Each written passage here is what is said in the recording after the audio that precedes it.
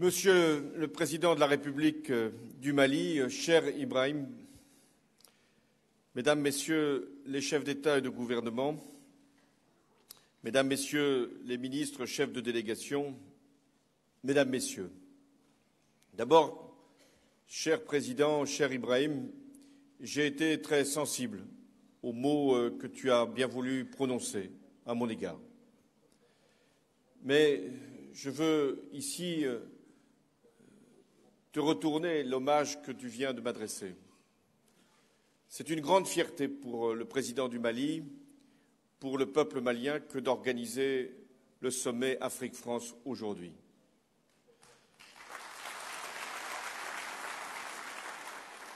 Ici sont réunies 60 délégations, 35 conduites par des chefs d'État et de gouvernement. Il y a la présence de nombreux ministres, des chefs d'entreprise, des responsables d'organisations internationales, et nous sommes tous conscients de l'enjeu que peut représenter l'organisation d'un tel événement ici au Mali. Il y a 4 ans, presque jour pour jour, les forces maliennes, françaises, africaines étaient engagées pour reconquérir le Nord Mali, mais la ville de Bamako était sous la menace d'une offensive terroriste de grande ampleur. Le peuple malien tremblait. Les Africains partageaient cette inquiétude.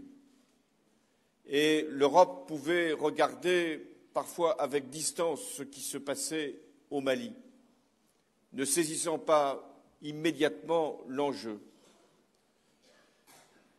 Et aujourd'hui que nous sommes réunis, nous devons prendre la dimension de ce qui a été engagé ici, en 4 ans.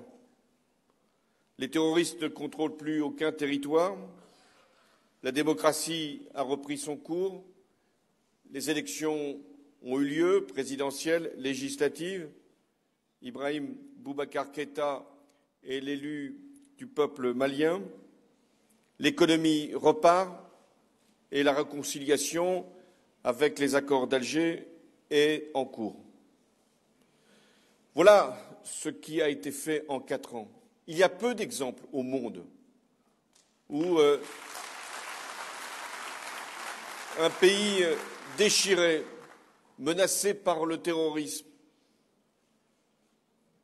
divisé en son sein et qui pouvait douter à un moment de son propre avenir. Oui, il y a peu d'exemples au monde que ce même pays ait été capable de se redresser aussi vite et de se tenir debout aujourd'hui devant nous.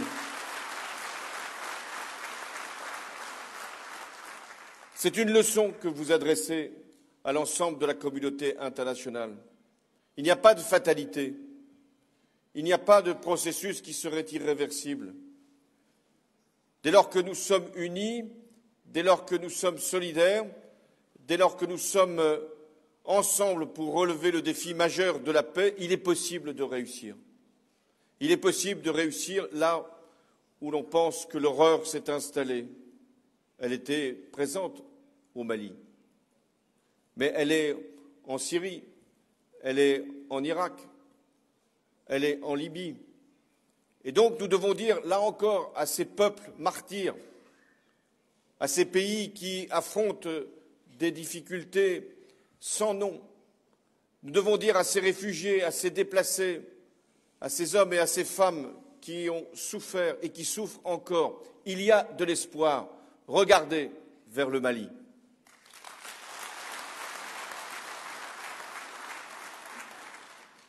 Je tenais, en effet, cher Président, à ce que le sommet Afrique-France puisse se tenir à Bamako. Je l'avais affirmé lors de la dernière rencontre à Paris, parce que c'était à la fois une affirmation de volonté, mais aussi un défi. La volonté, c'était de pouvoir dire aux Maliens qu'ils pouvaient, à leur tour, être capable d'organiser une manifestation d'ampleur internationale. Mais c'était aussi un défi à la fois en termes logistiques, car il s'agit de recevoir autant de chefs d'État et de gouvernement, avec les protocoles, avec les délégations, avec les milliers d'observateurs et de journalistes. C'était un défi sécuritaire qui doit être encore relevé tout au long de ces prochaines heures pour éviter qu'il puisse y avoir un doute sur la capacité qui est la nôtre, qui est la vôtre, de tenir un tel événement.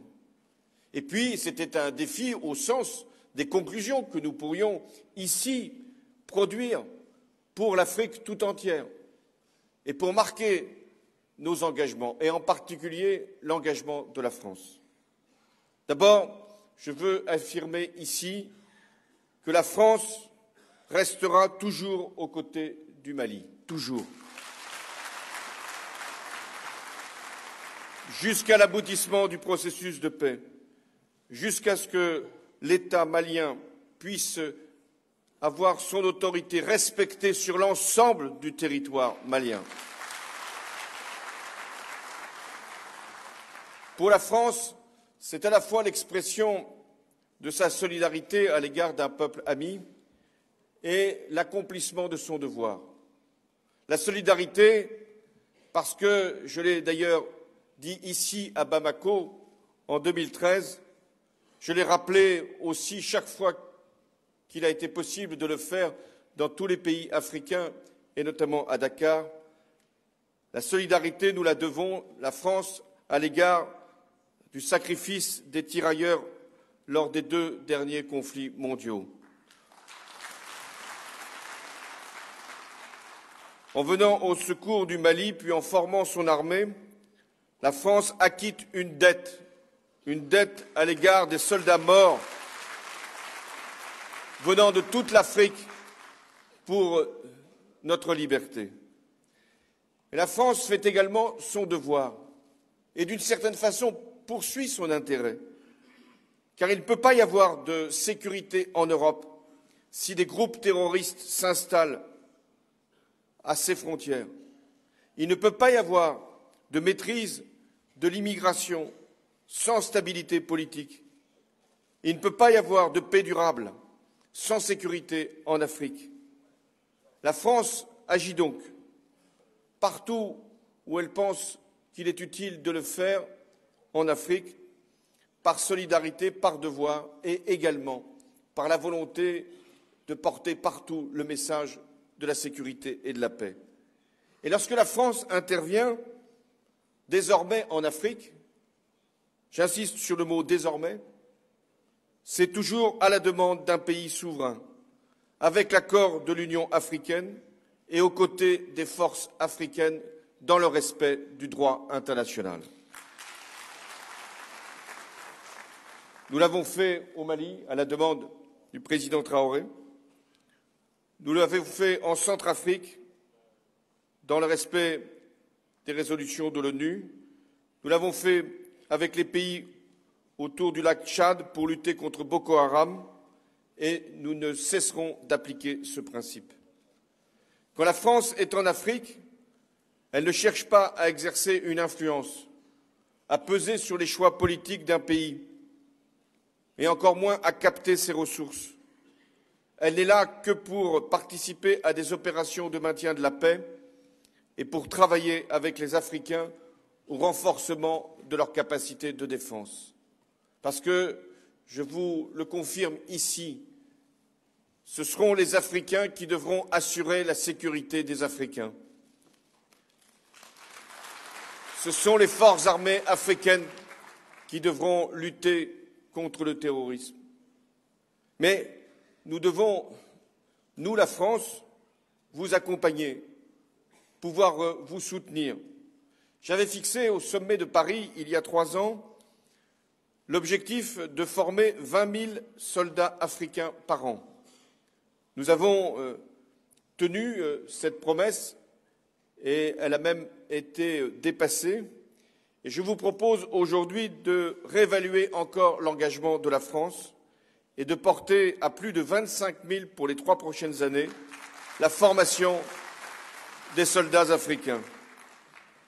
Nous le ferons dans les domaines du déminage, des forces spéciales et du renseignement. Nous le ferons également parce que nous sommes conscients que les réseaux criminels et terroristes utilisent les nouvelles technologies pour que les forces africaines puissent également relever ce défi. C'est la raison pour laquelle la France a décidé de soutenir un projet d'école internationale de la cybersécurité qui sera installé sur le sol africain. Mais je viens ici aussi dire qu'il ne peut y avoir de sécurité durable sans progrès politique. Ici même, en Afrique de l'Ouest, nous avons assisté ces dernières années à plusieurs alternances, à des élections transparentes et libres, à des résultats crédibles et acceptés, et encore récemment au Ghana. Et je veux féliciter ici le nouveau président du Ghana, Akufo-Addo. Et c'est pourquoi, en Gambie, le choix des électeurs gambiens en faveur du président Barrow doit être respecté. Depuis 2012 que j'exerce cette responsabilité de président de la République française, je n'ai cessé de rappeler l'attachement de la France à l'état de droit, à la liberté de la presse, à la transparence des élections, pas par volonté de nous ingérer dans les affaires politiques d'un pays, mais parce que le mouvement vers la démocratie est une aspiration irrépressible et légitime des peuples, qui rencontrent en plus les exigences du développement. Et ce que doit faire la France, au-delà de la sécurité qu'elle peut apporter, de la formation des armées africaines, du partage des technologies, ce que doit faire la France, c'est d'accompagner l'Afrique dans son émergence. C'est le sens même de ce sommet. Il est consacré à la paix, à la sécurité et à l'émergence de l'Afrique. Nous devons être conscients des risques que vous rencontrez. Je ne parle plus là des risques liés à des situations politiques ou à des menaces sur la paix. Je parle là de ce qu'est l'évolution, par ailleurs, que vous avez souhaité de la démographie africaine et qui durera encore plusieurs décennies. C'est un défi majeur pour votre continent, mais aussi pour l'Europe, car il faut former cette jeunesse qui arrive. Il faut lui fournir les millions d'emplois que ces jeunes attendent pour décider de leur avenir. Il faut leur donner cet espoir de vivre dans leur pays et de le développer et de participer pleinement à son destin. Et nous ne pouvons pas accepter que pour beaucoup de jeunes Africains, le seul horizon serait de quitter le continent pour rejoindre l'Europe. Nous devons donc tout faire pour assurer votre croissance et votre développement. Déjà, vous avez des résultats considérables. Mais je reviens sur la question des migrations. Comment accepter qu'il puisse y avoir encore, à travers des trafics organisés dans des pays qui sont dans le chaos, par des manipulateurs sans scrupules, souvent liés aux terroristes, comment accepter qu'il y ait autant de malheurs qui s'abattent sur des familles entières, avec des jeunes Africains qui meurent noyés dans la Méditerranée? L'année dernière, 5 000 jeunes Africains sont morts dans des conditions épouvantables. Nous ne pouvons donc ici l'accepter. Voilà pourquoi nous devons consacrer nos efforts au développement et à la croissance et lancer un appel pour l'investissement en Afrique. J'avais annoncé, là encore, il y a 3 ans, ma décision de porter les engagements de l'Agence française de développement à hauteur de 20 milliards d'euros sur 5 ans pour l'Afrique. Nous sommes en mesure de réviser encore à la hausse cette contribution. Nous pouvons l'augmenter de 15%. Ce seront donc 23 milliards d'euros qui seront mobilisés pour le continent africain ces 5 prochaines années. Nous avons aussi lancé un fonds d'investissement franco-africain. La Banque publique d'investissement française s'est entourée de partenaires français et africains pour réunir les fonds nécessaires pour que l'investissement des PME, des entreprises, sur les 2 continents puisse être encore amplifié. Et ce fonds sera géré par une équipe franco-africaine. Parce qu'ici, il y a des gisements de croissance considérables. Et d'ailleurs, votre rythme de progression, de production est parmi le plus élevé du monde. Mais en même temps, nous devons faire que cette croissance puisse être encore amplifiée, soit durable, respectueuse de l'environnement et qu'elle puisse également donner des opportunités d'investissement ici à de nombreuses entreprises françaises et européennes. Nous devons également prendre la mesure de ce que les nouvelles technologies ont changé l'Afrique tout entière.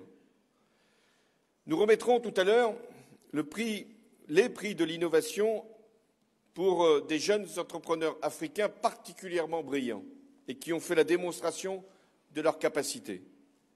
Et je crois que c'est un beau symbole pour ce sommet Afrique-France que de pouvoir remettre à des jeunes entrepreneurs, à de jeunes chercheurs, à de jeunes créateurs le prix qui les gratifie et qui en même temps les encourage pour créer des entreprises nouvelles. Grande surprise a été pour des entreprises de télécommunications de constater que c'était en Afrique qu'il y avait le plus d'usage des nouvelles technologies et que les Africains avaient finalement, grâce aux nouvelles technologies, sauté plusieurs étapes. Mais en même temps, nous pouvons aussi utiliser ces nouvelles technologies pour aller plus vite dans le processus de développement. La France pérennisera le principe d'une journée Afrique numérique. Sa première édition à Paris a connu un grand succès et la prochaine aura lieu en Afrique. Nous devons aussi nous appuyer encore davantage sur ce qu'on appelle les diasporas africaines. Le montant des transferts des Africains résidant en Europe vers leur pays d'origine est supérieur au montant de l'aide au développement, ce qui peut d'ailleurs souligner l'insuffisance de l'aide au développement. Mais on comprend l'enjeu qu'il y a à orienter ces sommes considérables vers des opérations qui puissent bénéficier au développement local et l'importance qu'il y a également à mobiliser les compétences des Africains d'Europe au bénéfice de leur pays d'origine. Et beaucoup ici travaillent à des projets. À Paris, c'était en décembre 2015, la France venait d'être touchée par des attentats terroristes particulièrement horribles. Nous avons tenu la conférence de Paris sur le climat. Et nous avons réussi tous ensemble, et l'Afrique a été déterminante, à signer un accord considéré comme historique.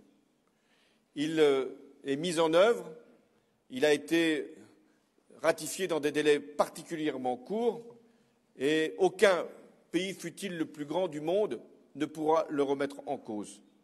Cet accord comporte à la fois les contributions que chaque pays doit consentir pour qu'il puisse y avoir une diminution à terme de la température, en tout cas d'éviter le réchauffement. Mais il y a aussi la mobilisation de fonds, puisque les pays se sont engagés, les plus riches, à mettre à la disposition des pays émergents et des pays qui ont à faire leur transition énergétique des moyens et des ressources qui doivent atteindre 100 milliards de dollars. Mais il y a eu également à Paris le lancement d'une grande initiative pour l'accès de tous les Africains à l'énergie. L'Afrique elle-même avait présenté, c'était Alpha Condé qui en a eu la responsabilité, un plan d'installation de 10 gigawatts supplémentaires issus des énergies renouvelables.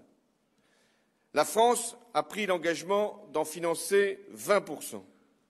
Et grâce à des moyens nouveaux que nous avons dégagés, en particulier grâce à la taxe sur les transactions financières, la France pourra dépasser de 50% cet objectif en finançant l'installation de 3 gigawatts avant 2020 pour un montant de 3 milliards d'euros. L'objectif, au-delà des chiffres, c'est d'ouvrir l'accès à l'énergie à un grand nombre d'Africains, tout en réduisant la pollution et le réchauffement qui auraient résulté d'une production équivalente issue des énergies fossiles. Nous devons redoubler d'efforts. L'Europe elle-même va consacrer des fonds pour cet objectif d'accès de tous à l'énergie en Afrique. Nous devons également convaincre les investisseurs privés, ils sont là, que c'est à la fois une grande cause, mais en même temps une source d'activité et même de rentabilité, parce que les énergies renouvelables telles qu'elles sont aujourd'hui expérimentées en Afrique ont contribué à en faire baisser le coût, et l'Afrique est un exemple en matière d'utilisation des énergies renouvelables. Voilà, mesdames et messieurs, ce que je voulais ici vous dire à l'occasion de ce sommet de Bamako. La fierté qui est la nôtre de partager avec le Mali le sentiment du devoir accompli depuis 4 ans, mais également la responsabilité qui est celle du président de la République française vis-à-vis de l'Afrique.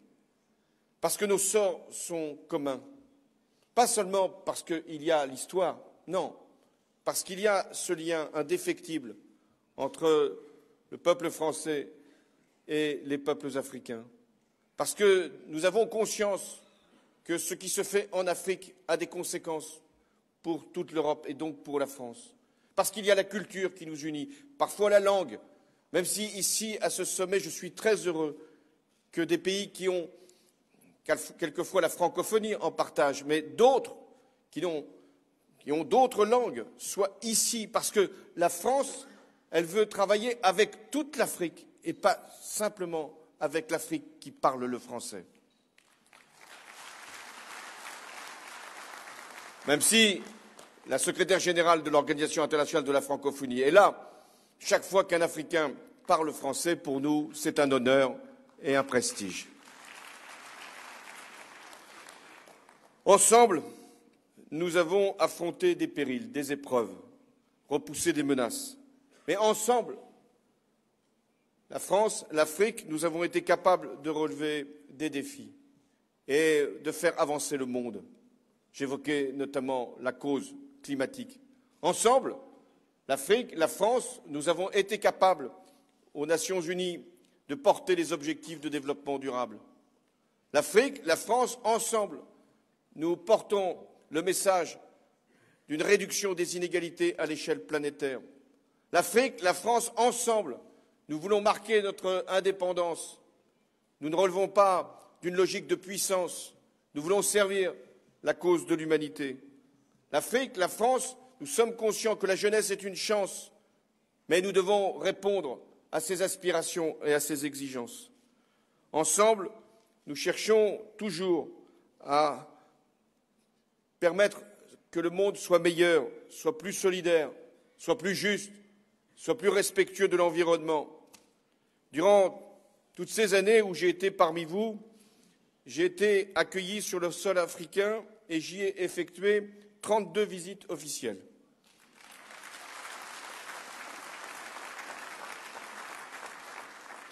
Disant cela, je ressens un goût d'inachevé,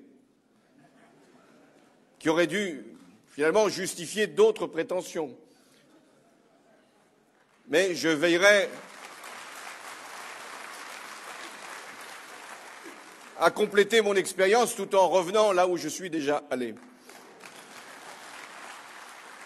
Mais chaque fois que j'ai été accueilli sur le sol africain, j'ai pu ressentir combien, et je vous en remercierai jamais assez, combien la France est aimée, comment elle est regardée, comment elle est attendue, parce qu'elle porte des valeurs, parce qu'elle est exigeante sur les principes, parce qu'elle peut correspondre à une espérance pour le monde entier.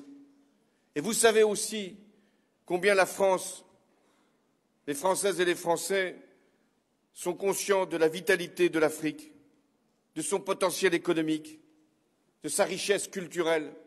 Les plus grandes expositions de ces derniers mois à Paris ont souvent concerné des artistes africains.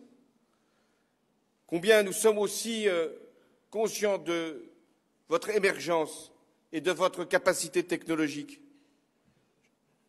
Mais je veux aussi toujours rappeler l'histoire, que nous devons regarder lucidement avec ce qu'elle a produit, qui a pu nous séparer, mais aussi ce qu'elle a fait pour nous unir. Et j'évoquais les commémorations auxquelles j'ai tenu toujours à associer les représentants des pays africains. Voilà pourquoi, Mesdames, Messieurs les chefs d'État et de gouvernement, Mesdames, Messieurs les ministres, Mesdames, Messieurs, ici les représentants de toute l'Afrique, vous pouvez être sûrs que la France sera toujours à vos côtés, parce que c'est son histoire, parce que c'est aussi son avenir, parce que votre avenir est notre avenir. Je vous l'assure, je n'oublierai jamais les liens que nous avons pu tisser, personnels, humains, politiques, et la confiance que nous avons établie ensemble. Vive l'Afrique et vive la France.